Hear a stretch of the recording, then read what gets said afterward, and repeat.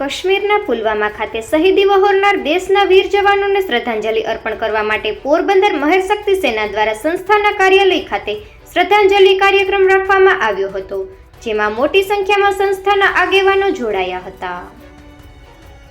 14 ફેબ્રુઆરી 2019ના રોજ કાશ્મીરના પુલવામા ખાતે શહીદી વહોરનાર આપણા દેશના વીર જવાનોને શ્રદ્ધાંજલિ અર્પણ કરવા માટે પોરબંદરની મહેર શક્તિ સેના દ્વારા સંસ્થાની હેડ ઓફિસ ખાતે શ્રદ્ધાંજલિ કાર્યક્રમ રાખવામાં આવ્યો હતો, જેમાં સમૂહ પ્રાર્થના, પુષ્પાંજલિ અને શહીદને યાદ કરતા 2 મિનિટનું મૌન રાખી શ્રદ્ધાંજલિ આપવામાં આવી હતી।